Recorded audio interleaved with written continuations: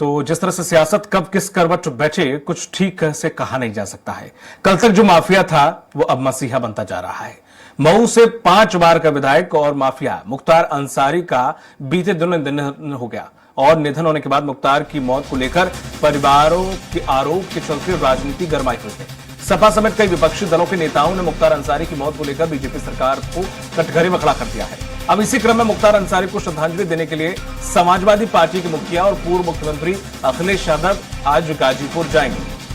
बता दें कि सपा ने मुख्तार अंसारी के बड़े भाई अफजल अंसारी को गाजीपुर से टिकट देकर उम्मीदवार बनाया है। अब इसी वजह से अब ये एक मजबूरी कहें या कोई चाल कहें, अखिलेश यादव मुख्तार अंसारी के आवास पर पहुंच रहे हैं परिवार से मिलने के लिए, श्रद्धांजलि देने के लिए। और इसी खबर पर भी अधिक जानकारी के साथ उत्तर प्रदेश संपादक लगातार हमारे साथ बने हुए हैं राघवेंद्र त्रिपाठी जी।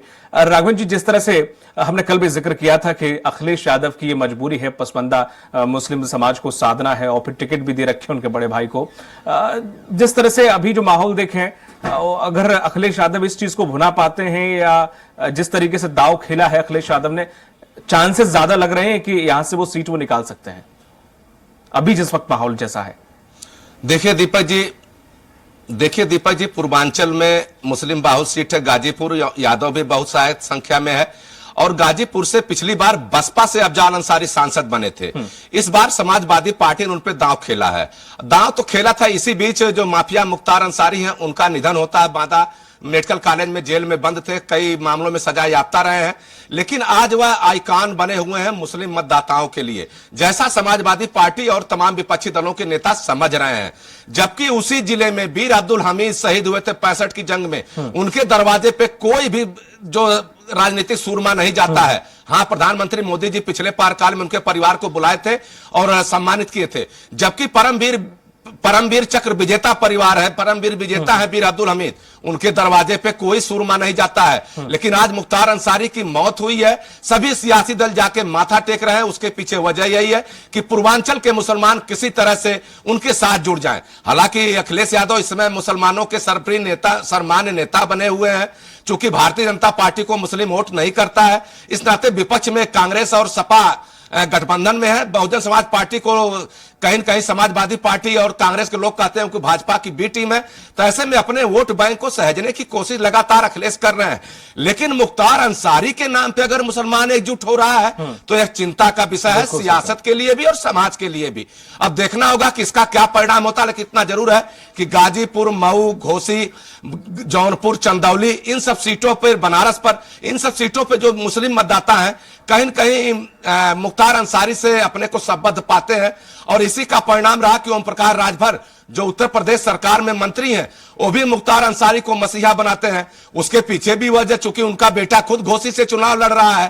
तो ऐसे में हर व्यक्ति, हर राजनीतिक दल चाहता है कि मुख्तार अंसारी की सिंपैथी के बहाने मुस्लिम वोट को अपने पाले में किया जाए। लेकिन अब देखना होगा कि क्या मुख्तार अंसारी वाकई में मुसलमानों के आइकॉन हैं, उनके नेता माने जाएंगे, या मुसलमानों की भी अग्नि परीक्षा है कि एक माफिया के साथ अपने को संबद्ध रखते हैं कि देश की जो ज्वलंत मुद्दे हैं, जो ज्वलंत समस्याएं हैं, उनको लेकर वोट करते हैं। दीपक, सबसे बड़ा सवाल यही है। अगला अखिलेश यादव 11:45 पर लखनऊ से उड़ेंगे, बनारस जाएंगे, बनारस से हेलीकॉप्टर से फिर गाजीपुर जाएंगे, गाजीपुर में मुख्तार अंसारी के परिवार से मिलेंगे, फिर 4 बजे वहां से उनके वापसी का कार्यक्रम तय है। अगर गाजीपुर में अखिलेश यादव कोई जनसभा कर लेते तो माना जाता कि चुनाव प्रचार करने गए हैं। लेकिन यह संदेश देने के लिए ही गए हैं कि केवल मुख्तार के परिवार से मिलने आ रहे हैं, ताकि पूरे उत्तर प्रदेश में एक संदेश जा सके कि मुख्तार अंसारी के बहाने कहीं न कहीं अखिलेश यादव ने मुसलमानों को साधने की कोशिश की है।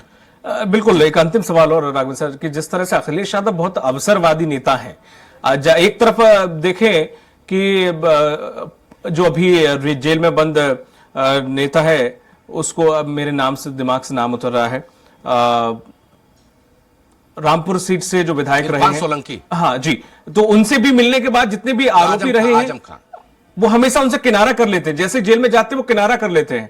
पर उसके बाद अब जिस तरह से अवसरवादी है, तो ये मुख्तार अंसारी के परिवार को समझना होगा कि वो हमेशा से यही आरोप, वो जो जेल में बंद नेता हैं जिनके लिए अखिलेश यादव के लिए उन्होंने काम किया है, आज वो जेल में बंद है, बहुत सारे आरोप उन पर लगते रहे हैं, तो अब वो हाँ उनसे मिलने तक नहीं जाते, उनका कहा हुआ सुनते नहीं है, जो सीट पर उन्होंने प्रत्याशी बोला था उतारने के लिए वो तक नहीं उतारा है। तो अब मुख्तार अंसारी के इतने करीबी बन रहे हैं, कल को वो उनका मुसीबत में फंसते हैं तो वो उनसे भी किनारा कर लेंगे। देखिए दीपक जी, सियासत में हमेशा अवसरवाद हावी रहा है, चाहे कोई भी दल रहा हो। भारतीय जनता पार्टी एक दशक पहले जिनको अपराधी और माफिया कहती थी, आज उनके साथ भी खड़ी है। इसके अलावा कांग्रेस ने भी तमाम मुद्दों पे इस तरह से मुंह फेरा है। भारतीय जनता पार्टी के अलावा समाजवादी पार्टी, हालांकि आजम खां उनके बड़े नेता हैं, इसके पहले मुलायम सिंह दौर में आजम खां ही मुसलमानों के चेहरा हुआ करते थे, लेकिन आज आजम खां जेल में बंद है। आरोप भी लगाए जा रहा है कि अखिलेश यादव को जिस तरह पैरवी करनी चाहिए थी, जिस तरह से उनके साथ मजबूती से खड़ा होना चाहिए था, उस तरह नहीं खड़े हैं। लेकिन उत्तर प्रदेश और पश्चिम उत्तर प्रदेश दोनों में बड़ा अंतर है। आजम खां शुद्ध पॉलिटिकल मैन है, राजनीतिक व्यक्ति हैं, उनके साथ मुसलमानों का एक वर्ग खड़ा है, लेकिन आजम खां कहीं न कहीं मुसलमानों के भीतर भी राजनीति करते रहे। अपने गुट के लोगों को टिकट दिलाना, अपने गुट के लोगों को आगे बढ़ाना, दूसरे गुट को दरकिनार करना, यह पुरानी आदत रही है, मुलायम सिंह दौर से भी चलता आ रहा है। लेकिन अखिलेश, इनके एक नेता और इरफान सोलंकी है जो कानपुर से विधायक है, वो भी जेल में बंद है। उनका भी परिवार आज लगातार और आरोप लगाता है कि अखिलेश यादव मेरे विधायक का बहुत पैरवी नहीं कर रहे हैं। लेकिन मुख्तार अंसारी दूसरा मामला है। मुख्तार अंसारी एक तरह से रॉबिन हुड उत्तर प्रदेश का हुआ करता था, और जो गैंगवार हुआ करता था ब्रजेश सिंह में, मुख्तार अंसारी में, उसका मुकाबला मुख्तार करते रहे हैं। ब्रजेश सिंह 25 साल से अधिक तक उत्तर प्रदेश से बाहर फरार रहे हैं। अब मुख्तार अंसारी अगर मुसलमानों के नेता बनते हैं उत्तर प्रदेश में, तो कहीं न कहीं मुसलमान जो आलिम है, जो विद्वान है, उनको भी चेतना होगा। क्योंकि इस चुनाव से पहले जितने भी चुनाव होते रहे हैं, या जो सियासी दल है, जो धर्मनिरपेक्ष दल अपने आप को बताते हैं, चाहे कांग्रेस हो, बसपा हो या सपा हो, या मस्जिदों में जाते थे, मौलवियों से और बड़े आलिमों से संपर्क साधते थे वोट के लिए। लेकिन आज ऐसा नहीं कर रहे। आज मुख्तार के जनाजे में शामिल होने की होड़ रही है और मुख्तार के कब्र पे मिट्टी डालने की होड़ मची है। तो आप समझ सकते हैं कि कितना बदला है, और मुसलमानों का जो नजरिया था वो कितना बदल रहा, किसके साथ खड़े हैं। सबसे बड़ा सवाल यही है। अब देखना होगा कि मुसलमान अपने नजरिए को, वोट बैलेट जो ईवीएम मशीन है उसको दबाकर क्या साबित करना चाहता है, यह देखना होगा कि मुसलमान मुख्तार के साथ खड़ा है या मुख्तार देश की ज्वलंत समस्याओं के साथ खड़ा है। किसके साथ खड़ा है मुसलमान, मुसलमानों को तय करना होगा। बिल्कुल जी दीपक, तमाम जानकारी साझा करने के लिए सर आपको बहुत बहुत शुक्रिया। तो ये थे हमारे साथ उत्तर प्रदेश संपादक राघवेंद्र त्रिपाठी।